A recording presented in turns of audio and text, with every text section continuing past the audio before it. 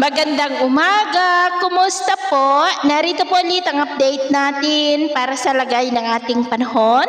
Ngayong umaga po ng March 1, 2026. Sa ngayon po ay nananatili na walang anumang sama ng panahon dito po sa loob ng Philippine Area of Responsibility. Easterlies o mainit na hangin ang dominanteng hangin na umihip ngayon sa silangan ng ating bansa. May amihan, pero dyan lamang po sa may extreme northern Luzon.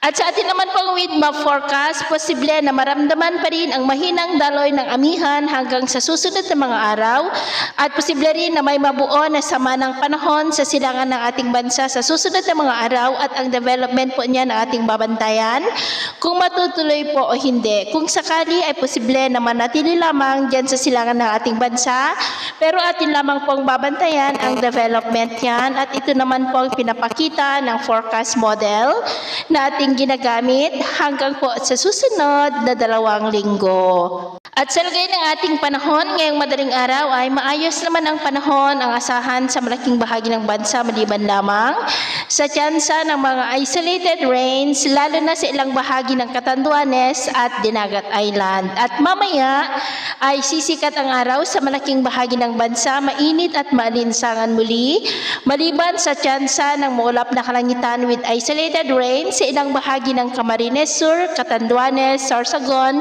Eastern Samar at Sarangani. At mamayang hapon, maayos na panahon pa rin ang asahan sa malaking bahagi ng bansa pero may tsansa pa rin ng cloudy skies with isolated rain sa ilang bahagi po ng Bicol Region, Calapan, Panay Island, Negros, Cebu, Bohol, Leyte, Caraga at ilang bahagi ng Sorsogon. Kaya kung lalabas tayo sa ating mga tahanan, ugaliin lamang po natin lagi ang magdala ng kahit anong panangga natin sa init ng araw at proteksyon na rin po sa mga biglaang buhos ng ulan.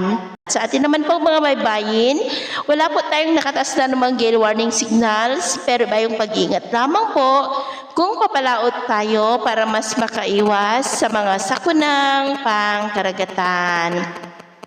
So ito po ng latest update natin sa araw na ito. At ako po muli si James na nagsasabing sa kahit na pagsubok po na darating sa ating buhay, huwag na huwag po tayong mawawalan ng pag-asa. Thank you and God bless!